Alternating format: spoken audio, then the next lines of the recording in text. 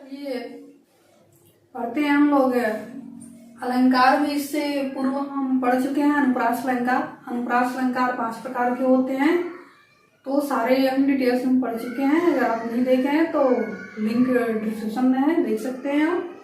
आज पढ़ते हैं हम लोग यमक अलंकार। नंबर 2 है यमक अलंकार। यमक अलंकार की परिभाषा है, डेफिनेशन है कि जहां पर कोई भी शब्द एक या एक से अधिक बार आए और हर जगह उसके अर्थ अलग अलग होते हैं, वहां पर यमक अलंकार होता है। तो वही लिखा हुआ है कि जहां एक या एक से अधिक शब्द एक से अधिक बार प्रयुक्त हो और उसके अर्थ भी अलग अलग हो, तो वहां पर यमक अलंकार होता है। मतलब कह रहा है कि शब्द एक बार आएगा, चाहे एक से अधिक बार भी आएगा, और जितनी बार आएगा उतनी बार उसके अर्थ क्या होंगे, अलग अलग होंगे, तो वहां पर यमक अलंकार होता है। तो आइए अब हम देखते हैं एग्जाम्पल, और एग्जाम्पल में हम वही एग्जाम्पल लिए हैं जो आपकी परीक्षाओं में पूछता है। ठीक है, हम फालतू की चीजें इधर उधर नहीं देखना है, गीत गाने हमें नहीं देखना है, क्योंकि परीक्षाओं में मैं बार बार कहती हूँ कि जब भी आप गीत गानों के माध्यम से आप अलंकार या रस को देखते हैं, तो गीत गाने से तो देख करके हम पहचान लेते हैं, लेकिन जब परीक्षाओं में ये सारे एग्जाम्पल देते हैं तो भाषा की चेंजिंग होने के कारण हम इसका अर्थ नहीं निकाल पाते हैं, और इस कारण से हम सही नहीं कर पाते हैं। तो हम उन्हीं एग्जाम्पल को देखेंगे जो हमारी परीक्षाओं में पूछता है। देखते हैं। कनक कनकते 100 गुनी मादकता अधिकार, या खाए बौराए जग वा पाए बौराए। कनक कनकते 100 गुनी कह रहा है कनक और कनक। एक कनक का अर्थ है यहाँ पर क्या, सोना, और दूसरे यहाँ इसका अर्थ है धतूरा।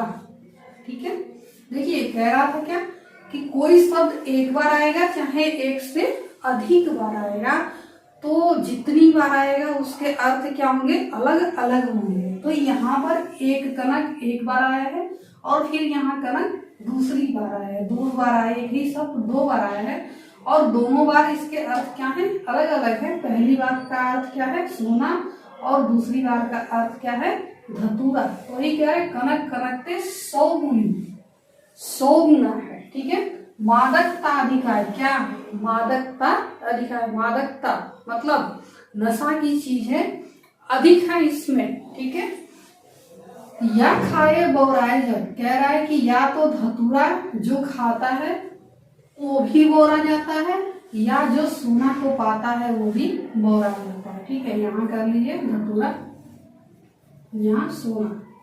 ठीक है, धतूरा और इसका हो गया सोना, क्योंकि कह रहा है कनक कनकते 100 गुनी मादकता अधिकार, इन दोनों में 100 गुना मादकता यानी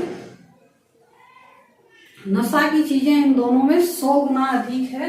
क्योंकि या खाए बौराए जग, जो धतूरा को खा लेता है वो भी बोरा जाता है, वा पाए बोरा, या तो जो सोना को पा जाता है वो भी बोरा जाता है। ऐसी आपके एग्जाम्पल है, सजना है मुझे सजना के लिए।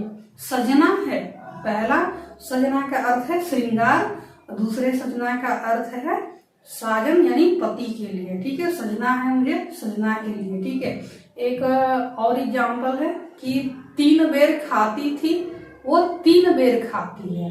3 बेर खाती थी मतलब 3 बार खाती थी और 3 बेर खाती थी। बेर एक फल होता है, तो उसी को कहता है कि 3 बेर खाती थी, 3 बेर खाती है। 3 बेर मतलब 3 बार खाती थी और 3 बेर को खाती थी। ठीक है, तो ऐसी ये सारे एग्जाम्पल इंपॉर्टेंट है। दूसरा एग्जाम्पल ये है आपका, बर जीते सर मैन के ऐसे देखे मैना, हरिणी के नैनान ते हरिणी के या नैन। ये एग्जाम्पल भी आपका परीक्षाओं में पूछते हुए देखा गया है। तीसरा एग्जाम्पल है, केकी रौकी नुपुर ध्वनि सुनी, जगती जगती की मुख प्यास। यहाँ पर जगती जगती 2 बार शब्द आया है, तो दोनों बार इसके अर्थ अलग अलग है।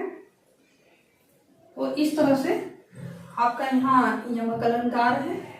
तो ये एग्जाम्पलों को आप ध्यान रखेंगे, क्योंकि ये एग्जाम्पल आपके महत्वपूर्ण है। 3 ये है और एक ये है सजना है मुझे सजना के लिए, और 4 हो गया, और 5वां एक एग्जाम्पल और है 3 बेर खाती थी सो 3 बेर खाती है। यमक अलंकार में इससे ज्यादा कुछ नहीं पूछता, बस इम्पोर्टेंट जो भी एग्जाम्पल है हम आपको वही बता रहे हैं। अब हम देखते हैं नंबर 3 श्लेष अलंकार। नंबर 3 देखते हैं हम श्लेष अलंकार। श्लेष अलंकार का परिभाषा है कि जहाँ कोई शब्द एक ही बार प्रयुक्त हो किंतु प्रसंग भेद से उसके अर्थ अलग अलग होते हैं, वहां पर आपका श्लेष अलंकार होता है। क्या कह रहा है कि जहां पर कोई शब्द एक बार ही प्रयुक्त होता है और उसके अर्थ अनेक होते हैं, प्रसंग भेद से अर्थ अनेक होते हैं, वहां पर श्लेष अलंकार होता है। और यमक अलंकार कहता है कि जहां पर कोई शब्द एक से अधिक बार आए और जितनी बार आए उसके अर्थ अलग अलग हो, वहां पर यमक अलंकार होता है।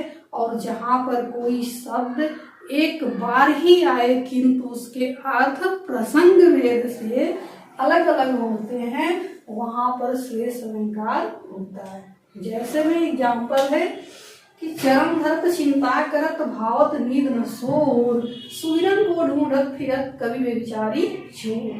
कह रहा है कि चरण धरत चिंता करत भावत नींद न सोर, सुवर्ण को ढूंढत फिरत कवि व्यभिचारी चोर। अब देखिए यहाँ सुवर्ण एक शब्द है जो एक बार आया है, लेकिन प्रसंग भेद से इसके अर्थ कई हैं, तो यहाँ पर श्लेष अलंकार है। आया समझ में? क्या सुवर्ण शब्द जो है केवल एक बार आया है और उसके अर्थ प्रसंग भेद से अनेक हैं, तो वहां पर श्लेष अलंकार है। जैसे सुवर्ण को ढूंढत फिरत कवि व्यभिचारी चोर। देखिए कवि के प्रसंग में सुवर्ण का अर्थ सुंदर अच्छा है। कवि के प्रसंग में इसका अर्थ क्या है? सुंदर अच्छा है। ठीक है। व्यभिचारी, व्यभिचारी के अर्थ में सुंदर नारी,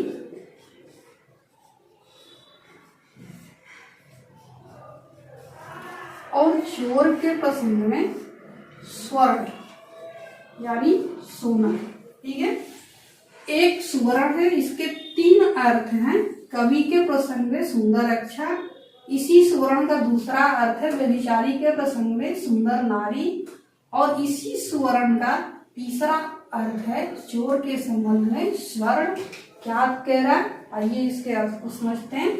चरण धरत चिंता करत, ये 3 जो है कवि, व्यभिचारी और चोर। व्यभिचारी का मतलब समझ रहे हैं? कवि, व्यभिचारी, चोर। कवि और व्यभिचारी और चोर, ये 3 ऐसे हैं जो चरण धरत चिंता करत, कहीं भी अपना पैर रखते हैं तो हमेशा चिंता करते हैं। क्या भावत नींद न शोर, न तो उनको नींद अच्छी लगती है न उनको शोर अच्छा लगता है। सुवर्ण को ढूंढत फिरत, तो वो हमेशा किसको ढूंढते हैं? कौन? कवि हमेशा सुंदर अक्षर को ढूंढता है, उसको कहीं भी पैर रखता है तो उसको ना तो नींद आती है न शोर अच्छा लगता है। व्यभिचारी हमेशा कहीं भी जाता है तो हमेशा सुंदर नारी के पीछे पड़ा रहता है, और चोर हमेशा सोना चुराने के चक्कर में ही पड़ा रहता है। तो यही है, एक सुवर्ण के आपके 3 अर्थ हुए। तो इस तरह से यहाँ पर आपका श्लेष अलंकार है। अब हम देखते हैं कि श्लेष अलंकार 2 प्रकार का होता है। एक होता है शब्द श्लेष और एक होता है अर्थ श्लेष। आगे देखते हैं शब्द श्लेष और अर्थ श्लेष को डिटेल्स में देखते हैं। श्लेष अलंकार 2 प्रकार का होता है, शब्द श्लेष और अर्थ श्लेष। अब हम नंबर 1 देखते हैं शब्द श्लेष। शब्द श्लेष का परिभाषा है कि जहां पर शब्द श्लेष में एक शब्द के कई अर्थ होते हैं, मतलब कोई शब्द एक बार आता है और उसके कई अर्थ होते हैं, वहां पर शब्द श्लेष अलंकार होता है। जैसे एग्जाम्पल है आपका, इम्पोर्टेंट एग्जाम्पल है जो परीक्षाओं में पूछता है कि जो रहीम गति द्वीप के कुल कपूत के सोई, बारे उजियारे करे बढ़े अंधेरो होए। अब देखिए यहाँ एक शब्द है बारे और दूसरा यहाँ है बढ़े, ठीक है, दो शब्द है, मतलब एक शब्द के कई अर्थ होते हैं। तो यहाँ एक शब्द है, इसके दो अर्थ हैं। जो रहीम गति द्वीप के कुल कपूत के सोए, इसके अर्थ को एक बार समझते हैं।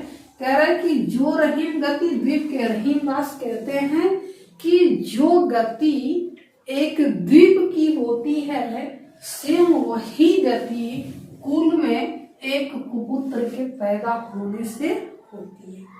रहीमदास कहते हैं कि जो गति एक द्वीप मतलब दिया जो जलाते हैं उस दिया की होती है, उस द्वीप की होती है, तो उस वही गति कुल में एक कुपुत्र के पैदा होने से होती है। जैसे बारे उजियारे करे, बारे उजियारे करे, देखिए दीप को जलाते हैं, इस बारे का क्या है, एक अर्थ है दीप का जलना, दीप का जलना, बारे का दूसरा अर्थ है कुपुत्र का पैदा होना, दूसरा है कुपुत्र का पैदा होना, ठीक है। बारे उजियारे करे मतलब द्वीप का जलना, अगर बारे उजियारे करे यानी द्वीप को जला देते हैं तो क्या करता है, उजाला करता है।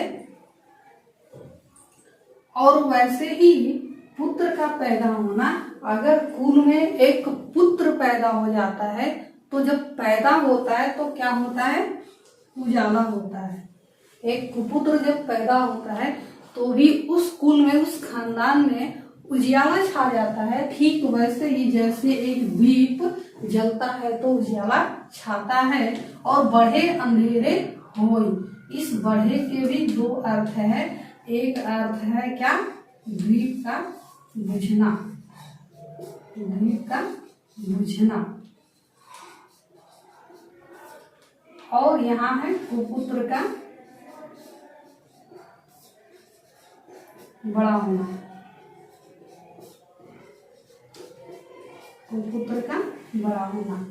बारे उजियारे करे, दीप को अगर बार देते हैं, जला देते हैं तो उस कुल में, उस खानदान में उजियाला हो जाता है। ठीक वैसे ही एक कुपुत्र का जब पैदा होता है तो उस कुल में, उस खानदान में उजाला छा जाता है। बढ़े अंधेरे हो, जैसे एक दीप बुझ जाता है तो अंधेरा हो जाता है, वैसे ही जब कुपुत्र बड़ा होता है तो क्या होता है, अंधेरा छा जाता है। क्यों, क्योंकि कुपुत्र तो सब कुछ नाश कर देगा।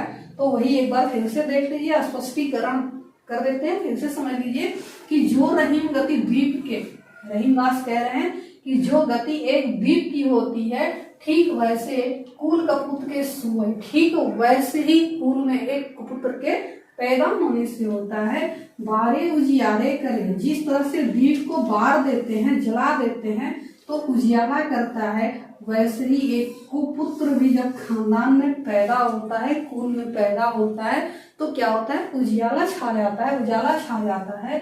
बढ़े अंधेरे हो, जैसे एक दीप बुझ जाता है तो अंधेरा छा जाता है, ठीक वैसे ही एक कुपुत्र, एक नालायक पुत्र जब खानदान में जैसे जैसे बड़ा होता है वैसे वैसे अंधेरा छा जाता है। ठीक है, तो इस तरह से ये शब्द श्लेष रहा कि एक शब्द के, कोई भी शब्द एक बार ही आता है लेकिन उसके अर्थ क्या होते हैं, अलग अलग होते हैं, तो वहां पर शब्द श्लेष होता है।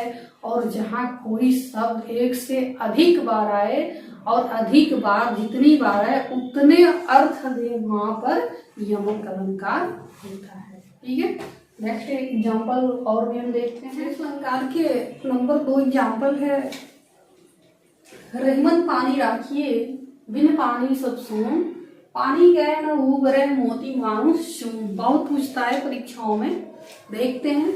कैसे ये श्लेष अलंकार है? कहता है श्लेष अलंकार कि जहां पर कोई शब्द केवल एक बार आए और उसके अर्थ प्रसंग भेद से कई होते हैं वहां श्लेष अलंकार होता है, और जहां कोई शब्द एक से अधिक बार आए और अधिक बार उतने ही उसके अर्थ हो वहां युग्मक अलंकार होता है। तो देखते हैं, ये कह रहा है कि कोई शब्द केवल एक बार आए और उसके अर्थ अनेक होते हैं वहां श्लेष अलंकार होता है। कह रहा है कि रहीमन पानी राखिए बिन पानी सब सून, पानी गए न उबरे मोती मानुष चून। रहीमदास कहते हैं रहीमन पानी राखिए, रहीमदास कह रहे हैं कि पानी को राखिए, पानी को बचा के राखिए। क्यों? क्योंकि पानी बिना सब कुछ सूना है। रहीमदास कहते हैं कि रहीमन पानी राखिए, यानी रहीमदास कहते हैं कि पानी को बचा के रखिए, क्योंकि बिना पानी सब सून, बिना पानी के सब कुछ सूना है। पानी गए न उबरे, अगर पानी चला गया, अगर पानी चला गया तो आप उबर नहीं सकते हैं। क्यों? क्योंकि मोती मानुष चून, मोती मानुष चून। अगर मोती का पानी चला गया तो उसकी कोई कीमत नहीं होती है। पानी का मतलब कांति, चमक। मोती की अगर चमक खत्म हो जाए, मोती की अगर पानी मतलब चमक कांति अगर चली जाए तो मोती की कोई कीमत नहीं रह जाती है। अगर मनुष्य के संदर्भ में इस पानी का दूसरा अर्थ है आत्मसम्मान, आत्मसम्मान। एक ही पानी के तीन अर्थ हैं। मोती के संबंध में कांति से, मनुष्य के संबंध में आत्मसम्मान का, और चूना के संबंध में पानी। एक ही पानी के तीन अर्थ हैं। मोती के संबंध में कांति से, मनुष्य के संबंध में आत्मसम्मान, और चूना के लिए इसका तीसरा अर्थ है पानी। यानी अगर पानी नहीं है, अगर कांति नहीं है तो मोती की कोई कीमत नहीं है। अगर मनुष्य के पास आत्मसम्मान नहीं है, अगर उसका इज्जत चला जाए तो फिर वापस नहीं आता है, उसकी कोई कीमत नहीं होती है, उसको लोग सम्मान नहीं देते हैं। और वैसे ही अगर चूना के पास अगर पानी ना हो, चूना में अगर पानी ना मिलाया जाए तो उस चूना की कोई कीमत नहीं होती है। इसीलिए रहीमदास जी कहते हैं कि रहीमन पानी राखिए बिन पानी सब सून, बिना पानी के ये सब क्या हो जाएंगे? सूना हो जाएंगे। ना तो मोती की कोई कीमत, ना ही मनुष्य की कोई कीमत, और ना ही कोई चूना की कीमत रह जाएगी। ठीक है, तो इस तरह से हम देखें कि एक पानी है, ये पानी आया है, इस पानी के कितने अर्थ हैं? तीन अर्थ हो रहे हैं तीन प्रसंग में। ठीक है, इसी तरह से ये आपका तीसरा एग्जाम्पल भी है, इसको भी डिटेल्स देंगे तो काफी वीडियो लंबा हो जाएगा। सो ये भी एग्जाम्पल जो है आपका काफी इम्पोर्टेंट है, बहुत बार ये परीक्षाओं में पूछता है। सो इसको आप इग्नोर नहीं करेंगे, इसको भी आप देख लेंगे।